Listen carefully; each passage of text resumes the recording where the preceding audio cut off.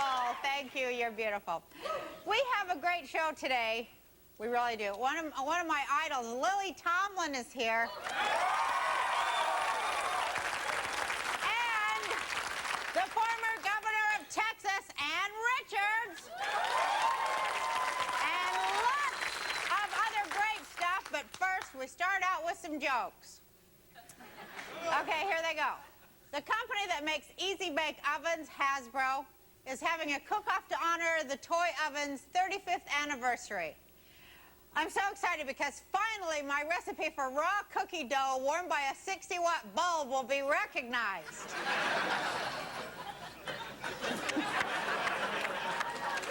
That's how I like to eat it, too. The Republican representative who called Clinton a scumbag and then admitted to fathering a son out of wedlock is up for re-election in Indianapolis. And his Democratic opponent is a cross-dresser who's engaged in check fraud. I'm moving to Amsterdam, I swear. Teen sexuality has declined, according to a poll.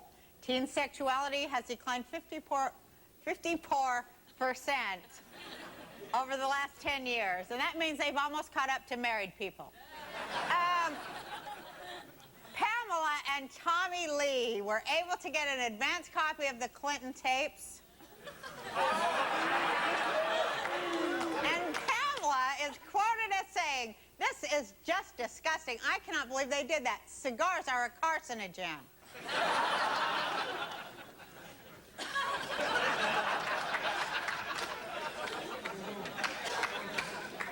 Now you guys asked me questions, so I would like to attempt to answer them.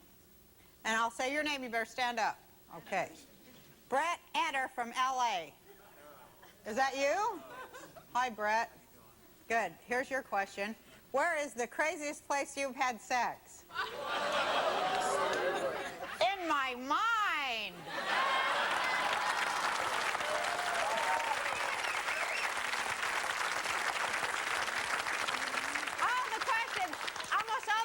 Today are like really about sex. It's so weird. It's the mood of the country. George Willard from Miami. Hi, George. Oh, you look like George on Seinfeld. Sorta, doesn't he? Yeah. Okay, here's your question. What celebrity would you like to snack on? That's your question. It's the Pillsbury Doughboy. Oh. Of course. Now, Christine Cantrell from Marina Del Rey, who is deaf. So, hi. She wants her question, Christina. Do you want to learn some sign language? Yeah. What would you like to learn? I'll teach you something right now. We'll be back in a moment. Back in a moment. Okay, I'll try to remember that for when we... Do it again. It's too... Back. Oh, that's easy. 1 minute. That's good. Okay, tell me how we do this. So we're going to commercial. Oh, we're not going to commercial. Oh, all right. Wait. Okay. Thank you. I ad-libbed that. Thank you. Oh, first of all, well, we have all these kind of Democrat-type people on with Ann Richards and Lily Tomlin and everything. So I was wondering, we'd like to pick out somebody in the audience who's a great big Republican. Is anyone? Because we can't find any of them here in Hollywood. So, is there anybody here that wants to be the pet? It's called the show's pet. It's going to be my personal pet. You are not a Republican. I can tell. Is there any, like, conservatives? Are you a conservative, gentlemen? Republican? Yes, ma'am. Okay, come on down. You're sitting in this chair here. Because we try to have a balanced point of view here on the Roseanne Show.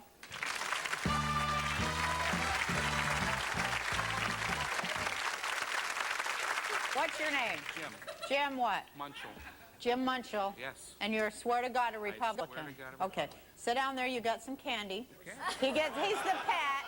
You get the nice T-shirt there that says Roseanne's pet. Go ahead and put that on now. Because you get to be the pampered one. He's the one that I'm going to like the best today. And if you guys were just a little bit nicer, you might be sitting here. And you get all that candy. Okay. And I'll be asking you for your political opinion in and out of the show. Okay, so are you ready? I'm ready. You're not like anything disgusting or anything, are you? No. Okay. You don't hate like whole groups of people for no reason, do you? Not all the time, no. Okay, good. A real Republican. Okay. We're glad you're here. And yeah, just put the feet up, relax. Okay, now I'm going to go and get the, come on, show me how you do the damn thing. Okay, what do I do? Back. Wait a minute, I got to get rid of this. That's it. That's it. And then boom, 1 minute. One finger.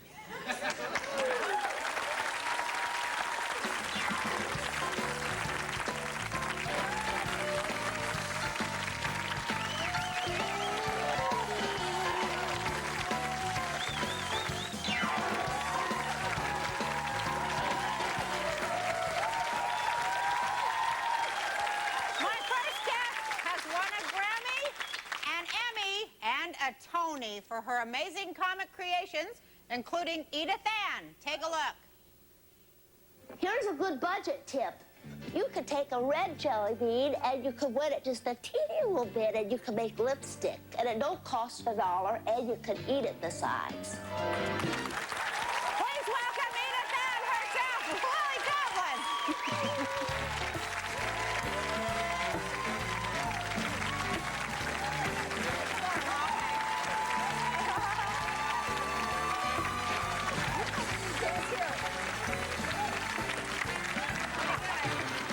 Can you step up on there? Lily Tomlin! No, I want you to get up there. Thank you. Yes. I want to get in my chair the way my baby gets in his chair. Okay. He goes like this.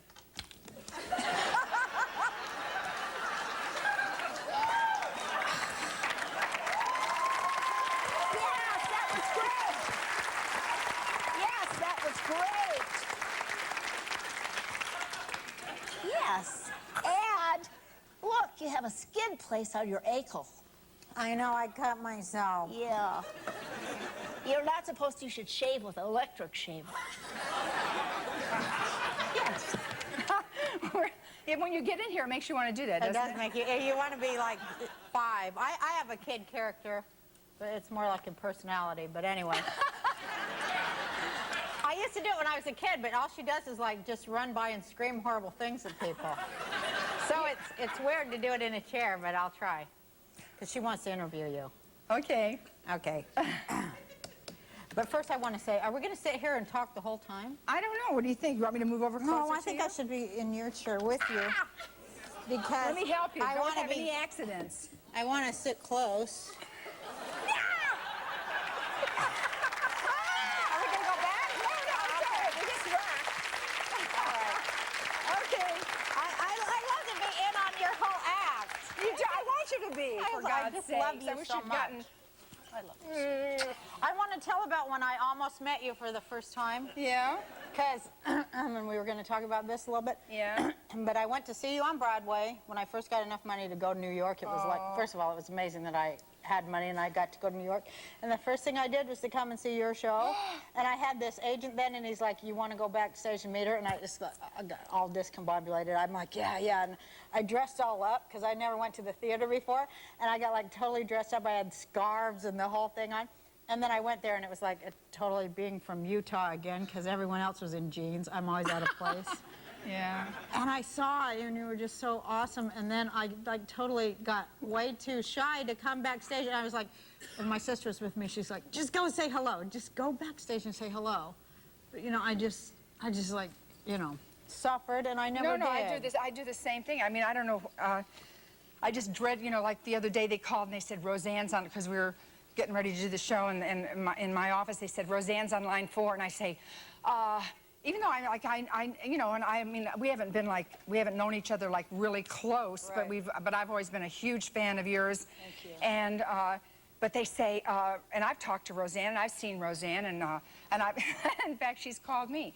But she did call me this day, and my hands start to shake, you know, and I say, oh, no, well, let me call her, I'll call her, oh, because I want to have the, you know, I want to be this as open and as free as you are, and I want to pick up the phone, you know, and say, how the hell are you old broad, or something like that. But instead, I'm terrified, you know, and I say, hi, Roseanne. You know, I'm real scared, and I'm real silent. You say something real outrageous or real open or real giving, and then because you know, you're so, people that you like or admire, I think you're just afraid that they won't like you. Well, I always, like I said to you the other day, I said, you know Cher, don't you? And you said, oh, I met her once. And I think, because in my heart, I would think, well, Roseanne knows everybody. Cher knows everybody. I'm the only one who doesn't know either one of you. But no, but I told you, I said, I think that we just think that because, first of all, I think performers are really shy people, except for Yeah. like we're in front of or on stage or something. I have never called it. I've been here 12 years. I can't stand to call anybody. If I have to call them, I like suffer over it and freak out, and I have to talk to my therapist and everything. And I only pray that when I call people, they won't be home and there'll be their machine, so I Yeah, can just, right, of course. just leave a message. And I was so grateful when faxes came along, you know, and you could fax people at night or at 3 in the morning, you know. And, So you never have to have any contact right. with them. Now, isn't that kind of pitiful? It is pitiful. We're really pitiful. But you know what it is? Like you said that about being performers. I think it's true because you, like when you're a kid and you start out kind of performing, you know, and first you're comfortable with your family. Right. And then you get comfortable, like, you know, in a schoolroom, like your classmates, and they sort. And I think so. Then I began thinking, this will be inappropriate, an unfortunate choice, even with what's following. But because I used to say, well, people become presidents or politicians so that, you know, then they're comfortable in their state.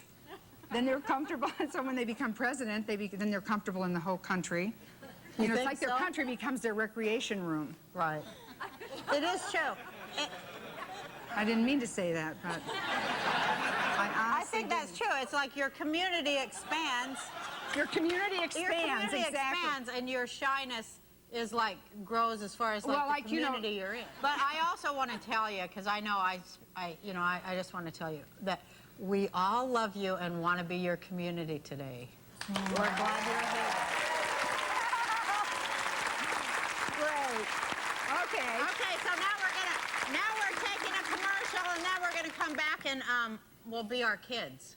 We'll be Okay. like magic. Then All we right. can talk about how we hide behind characters. All right. Okay. Okay. Bye.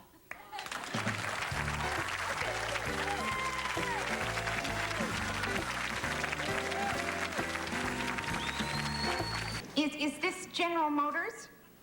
Hi, General. How's everything at the Pentagon? Tell me, how's Mrs. Motors? Oh, I beg your pardon. You are the president of the General Motors of Motown fame? Of course, now I recall General Motors. That's a switch, isn't it? Somebody recalling General Motors? My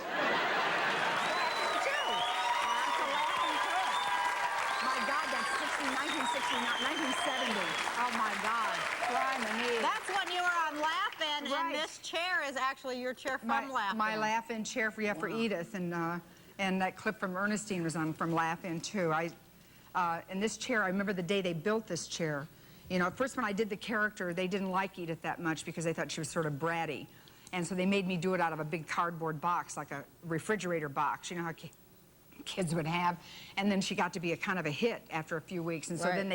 then they built me this chair, you know. That's cool that you got to keep it from that Oh, show. yeah, I've got it. You have it in your house, right? I Because have we it on brought the it over patio. from. So cool. It's really comfortable too. Yeah, isn't it? You were like the Except first it cuts person off I your ever saw circulation. that, like, now a lot of people do it because you pioneered like this whole different art form that nobody ever saw before.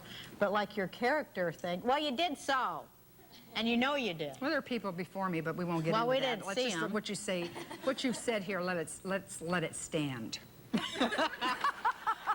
But like that character, Edith Ann, Yeah. is that like you when you were a kid? Is it anything? Yeah, like when I first started doing Edith, I would go to the old ice house in Pasadena, you know, and I would improv her, and I would have the audience ask me questions, and I would just I would try to be a kid, and I would, you know, and I would talk about my own life as a kid. You know, like I'd tell stories about my own dad who used to come down like during my mother's Tupperware parties, you know, in his shorts to get a bottle of beer, and my mother would be just mortified. And of course, my dad would walk through the living room and he'd say, "Hello, ladies," and then he'd sit down on the rug and drink the beer. See? Oh my God! And then later he'd say to me, "Babe, the old lady's embarrassed." You know, he said, "Don't you ever worry about what people think." And then he'd burp and go to bed. Anyways, yeah, so I would do Edith, right. I wasn't doing Edith then, I was doing my dad when I said, "Hello, ladies."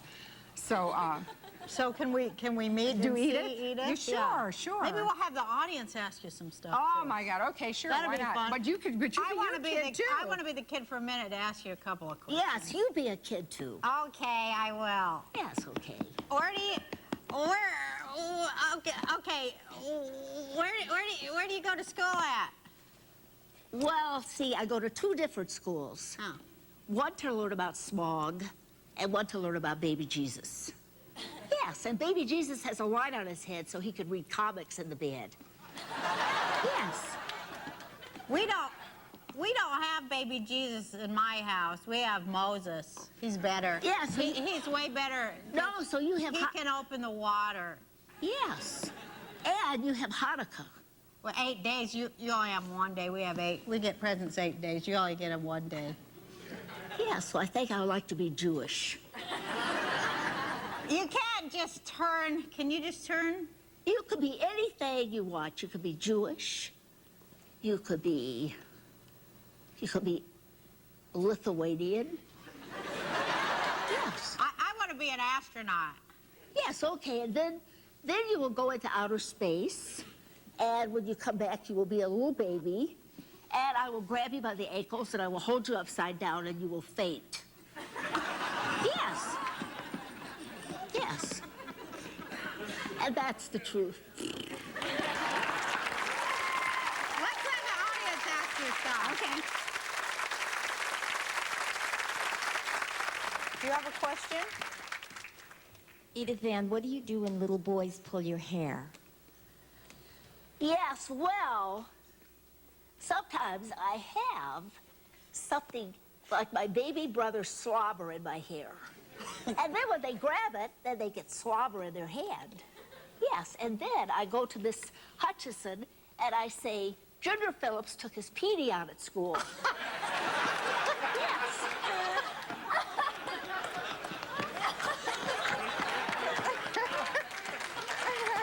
It's not so... Here's a question for Edith Ann over here. Well, I want to know, do you have any brothers and sisters? What did that lady say?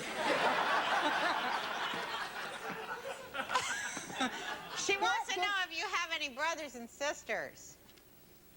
Yes, I have. I have a sister, Irene, who is a teenager, and she tortures me. And I have a baby brother, Vic. Yes, and Vic has a little soft spot on his head. And you're not supposed to touch it. So I took a ballpoint pen and I made an X so I wouldn't forget.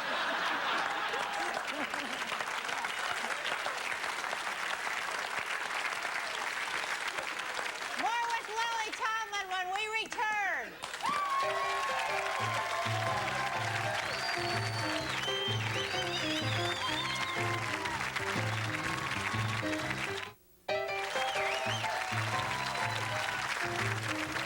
Okay, you and Cher are doing a movie together in where? Italy, all this past summer, right. We go to shoot at this villa, and there's this little dog, so it turns out I said, oh, gee, I wish I could have that little dog. It's such a cute dog. And I said, but, you know, I don't want to insult the people who own the villa and say, you know, can I have your dog or can I buy your dog from you? You know, and so I say, okay, I have too much discretion, so I don't do it. And by golly, I turn around, and there's Cher leaving in her car with the dog. And I run after the car, and I say, how did you get that dog? And she said, I paid the gardener $120 for it. And she said, the dog has got, you know, the dog needs some medical attention. And she said, don't worry, Lil, I'm going to let you have this dog. She says, because I have cats, and I don't really keep dogs usually. And I said, oh, this is like a blessing. You know, I was going to get this little, it was like a little Chihuahua mix with these great big floppy ears, and he was just very lively and wonderful. And, what's his name? Peepo. People. Next thing I know is Cher on the set the next day. Cher says to me, I'm sorry, Lil, but you're not getting the dog.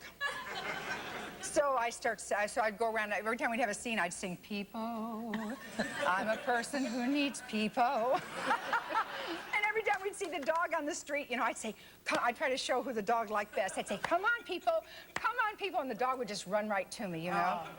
And I knew the dog yearned. I knew the dog yearned to be with me. Well, anyway, so then Cher has the nerve to come to me and ask me to take the dog home from Rome to L.A. and then relinquish custody to her when we hit Earth. And I said, you know, that's a 15-hour trip from Rome to L.A. And I said, this dog has never been confined. And let me just say why she didn't want to take the dog to New York, because she was going to have to fly out of Newark if she did. And so I said I would never endanger the dog. Peepo, if you are listening, I want you to know that I have never stopped trying to gain custody of you.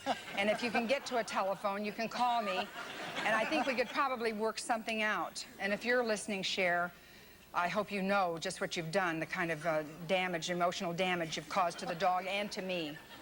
And so we thought, well, we would give Cher a call. Yes, because you know, she likes you so much, and you're a lot, you know, ballsier than I am. And I thought, if she knew that I was friendly with you, oh, maybe I could demand the dog on your behalf. Well, she would. No, you don't even have to say anything. Just knowing that I'm with you will carry a lot of, you know, a lot of extra weight, credibility. All right, we'll call. Okay. Let me have it. Okay. Hi, this is Cher. I'm out walking my dog Peepo right now, so just leave me a message and I'll get right back to you. And if this is Lily again, would you please stop stalking my poor dog? You know what the court said, Lil? You cannot get within 100 feet of him. Anyway, possession is 9/10 of the law. Oh, there you are. There you are, my little Peepo, Cado. Come here to Mommy. Oh, would you like to say hi to Aunt Lil? Here, say hi to Aunt Lily. Okay. Is this recording? Well, I've got Peepo, one word for can you hear me, I got Peepo? I think we should let the audience decide. Oh, and, hurry. and we'll leave it on the machine. Okay, who thinks Cher should have the dog? Applause. Who thinks Lily should have the dog?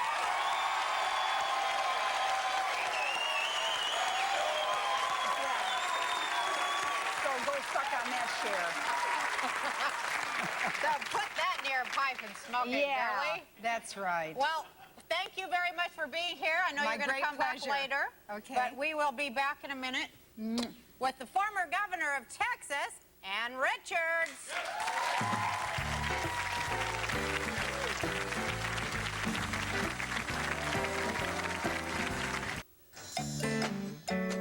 Hey, if you're in the LA area and want to see my show, call 1-800-485-6885.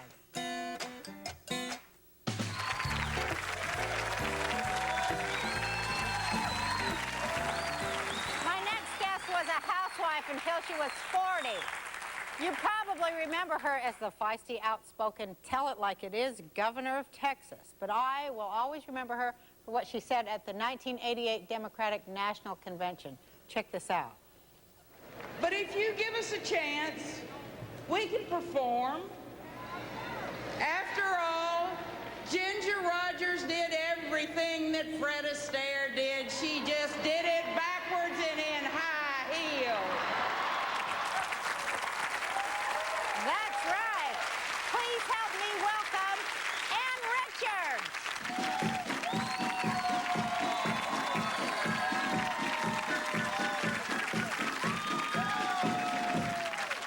I have to be real careful. What, that you don't fall? No, I ripped my you stocking, ripped and your stocking. the camera's gonna shoot. It isn't going to show the back there. I ripped my stockings, You look beautiful. and I didn't bring an extra pair with me, because God, who knew? We'll send somebody out. You're looking good, girl. You're looking good, too. Thank you. Thank you. You look beautiful. Thank you. I was backstage listening to them talk. I know Lily, you know, really well. Yeah, your granddaughter's named after her, isn't Yeah, it, right? she is. That's cool. And I got so tickled thinking about, you know, here you are with a baby and a husband and Lily and all those animals. And I don't own anything I have to feed or water. And it is, you know, free at last, free at last. And here she wants another dog. I have been with Lily Tomlin where she was literally coaxing mangy mongrels in a restaurant under the table. Come over here, honey. And trying to give them water and stuff, you know, make them come. And then looking around to see if there's an owner she can take it off of. She is a dog person. She is a woman in need, is what she is.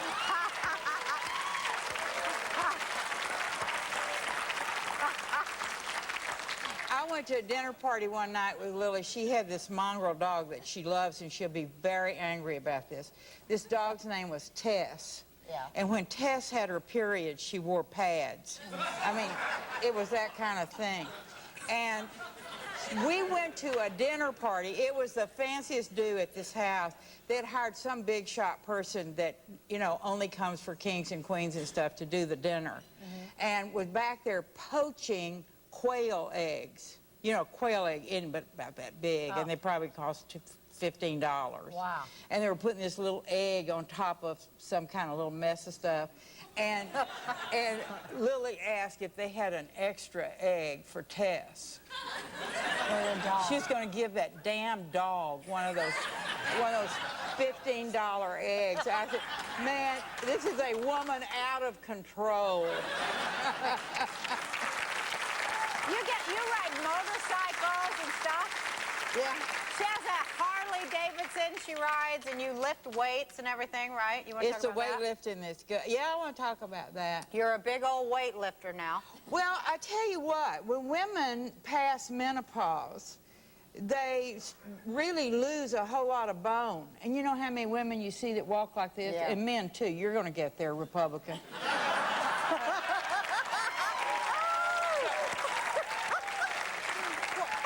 What happens to us is that our bones get real porous. Yeah. And you hear about women falling, breaking their hip. all the time. Well, what they really do is they break their hip and then they fall.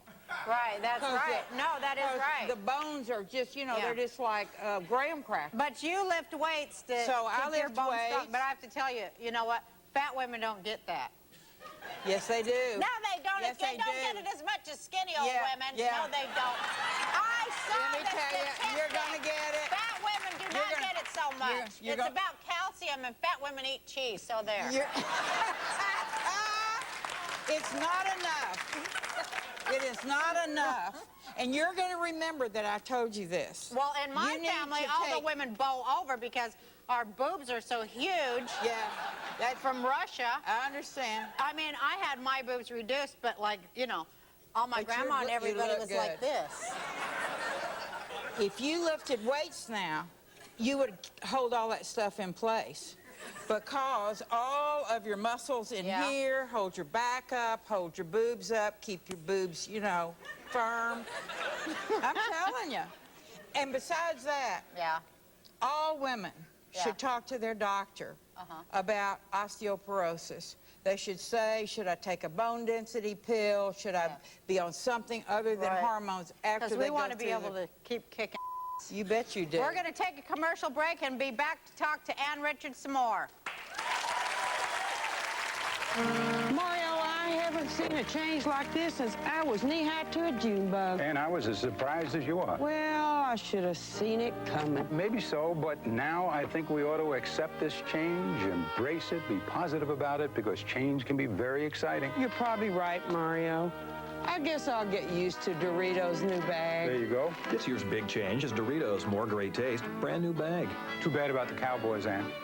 They always won when I was governor.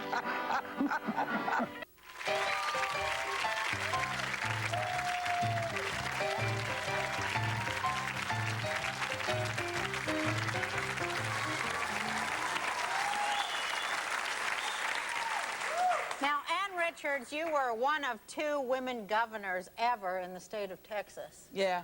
Wow. Let me tell you a great story about the first one. Oh, okay. The first woman governor was a woman named Ma Ferguson, and she was called Ma because she was married to got it. And Paul was the governor, and he was impeached. Oh, really? And she was elected.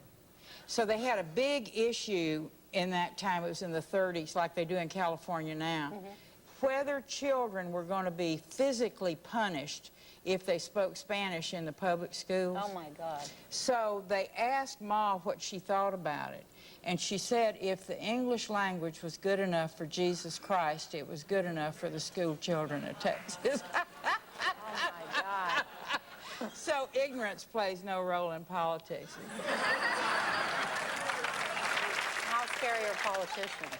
Well, how we're scary just is like it to be one? It's just like, how scary is it to walk down the street? Politicians are just like everybody else. No, they're not. Oh, yeah. Some of them are good, some of them are bad. Wow. You can't tell. Okay, some are good and some are bad. Yeah. But, I mean, what is all this stuff with, like, how they can...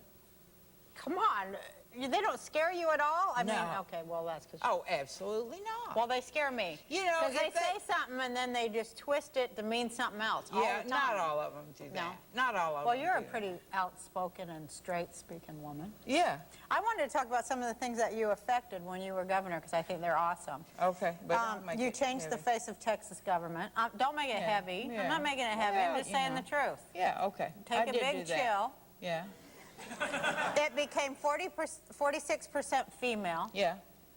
20% Hispanic and 15% black. You make I sure appointed a lot of women and a lot of blacks and Hispanics and minorities because I don't think you have a democracy unless everybody in every segment is represented in the power structure. Right. I mean, how...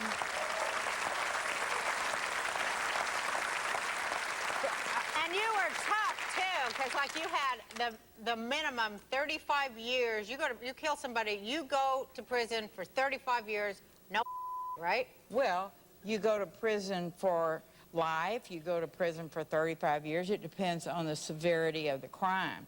The thing I did about crime that I care the most about is that I instituted a big program that before you could get out of prison, if you committed your crime under the influence of drugs or alcohol, you had to go through alcohol or drug treatment to be able to get out on the street. Because you sober these people up and you make them serve their time, but when they get back out on the street, you know, they're still addicted. And unless they've had some exposure to treatment, they haven't got a shot at making it. Well, what do you think about, like, a lot of people... You're like pro the death penalty too, because I'm so pro the death penalty. I think everyone who pisses me off should be killed immediately. Anyway,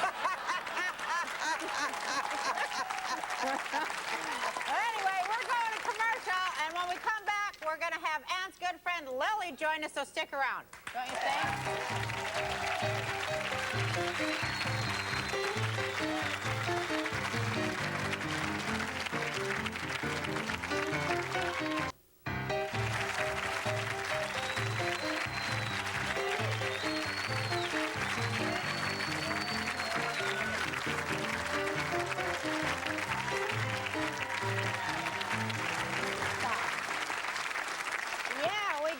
We made it. Isn't this cute? Isn't it the neatest? Yeah, I feel like I'm in Disney World. Welcome to my kitchen. This looks just like my kitchen used to look. Full of fresh produce. All plastic and... It's really swell. Well, I want to talk to you about... Before you start, can I just say one thing about her decimation of my character? Oh, yes, you need to about defend being yourself. needful. Talk about tests. I want one of those old broken bones to give to people. That's the only thing. That's the only thing I'm needful for. She is so sensitive. All right. You guys have been friends for a long time, huh? Longer than either. I will tell you this. Lily came to do a fundraiser for me when I was running for county commissioner, and that's been, you know, like 20 years ago. No, I want to ask you guys about Clinton. Ask me. God, I'm sick of that subject. Yeah. I'm sick of talking about it. I'm sick of hearing about it. But I'm going to just tell you this. He isn't the first man I've had to forgive, and he probably won't be the last.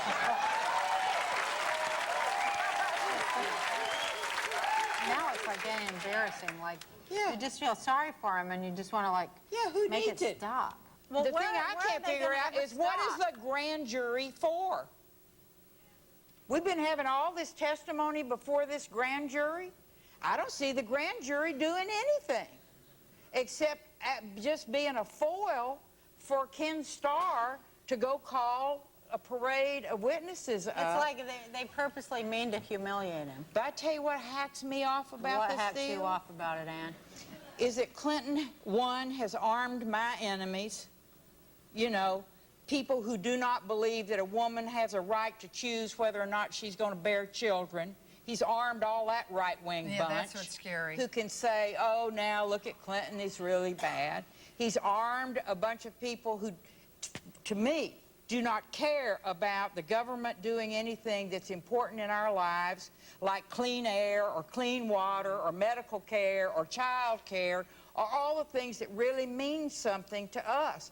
I said you could take Clinton and throw a raincoat over his head, drag him off in chains, and it would not feed one hungry child in this country. It would not do a thing to make clean air or water or give us decent health. It is the most ridiculous thing that those people have spent $50 million of my tax dollars to do this crazy stuff. It's stupid. Okay, now we're going to go to our audience pet, our Republican person. Yeah, And bless see, his heart. we got to hear your say too. We always like to hear both sides. You got an opinion? Well, like Governor Richards said, it's important to find out who the guilty people are, you know? And that's what they did. Now, they spent a lot of money on it, and they hurt a lot of people.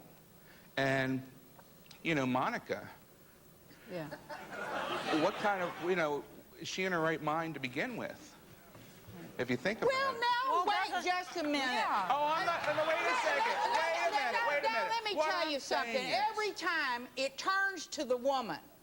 No, he's no better than she is. Of course she's in her no right better than mind. she She is a young woman who doesn't have a clue what she's doing. They both knew what they were doing. And here she is panting after an old guy who's really cute and powerful and smart. And it happens all the time in this country.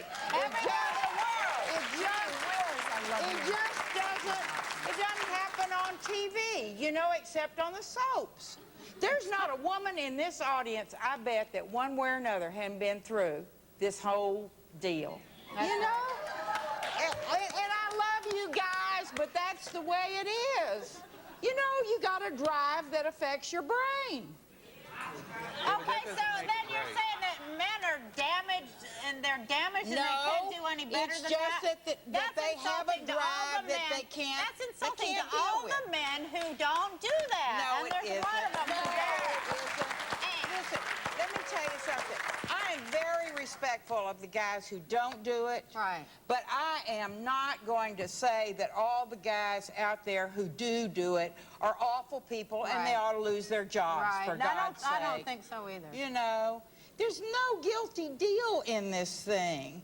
It's just a sad sexual affair. But speak to the process, how the process has been subverted, and what that really means to us in the future. I mean, this is far beyond one presidency or anything else if this doesn't get turned around or changed. What do you mean? Well, it's a kind of fascism to put all this in, to ignore the judicial system or the system of the country and put out this information. They put out this information to try to sway public opinion. Because they can't see that the public opinion is changing. Right, it stays up there with the job, and they think, well, surely now the tape will do it. Now, surely, now pretty soon they'll be putting out, you know, Monica's thong panties or something. To change opinion. Yeah, it is definitely. I mean, because what's going to happen to us But if we listen, get accused of something and there's no process, no real process? That's I all want I to tell worry you about. sincerely, though, as politics, just pure and simple politics. I can say anything I want to because I'm not going to run again, thank God. I've, you know, served my nation and served my state.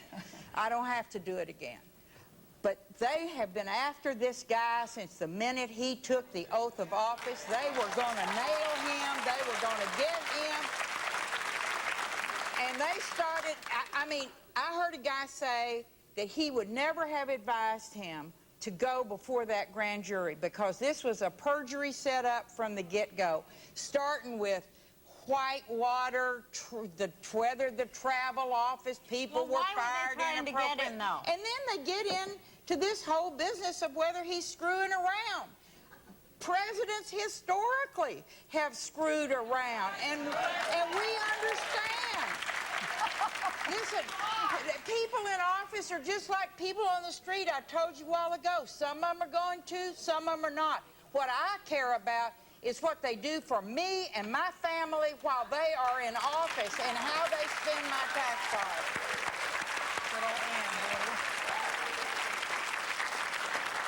Okay, we're going to go back to our Republican for just a few seconds. And it's all in the report then, apparently, what he was doing for all of us, wasn't he? While he was in the Oval Office. Oh, what a cheap, silly shot. This whole thing is a cheap, silly shot. Let me tell you, never has there been an administration that has been as good on the issues of what women should have, women to be in power, women to be in the cabinet, women to have good jobs so that young girls can look up and see us doing these jobs and say, hey, I can do that too. Never has there been anybody who has been stronger on civil rights other than Lyndon Johnson, who has pushed hard for minorities and their rights, who has pushed hard for the environment. And I don't ask what he is doing in his private time. I voted for him to do a public job, and he has done it, and he's done it well.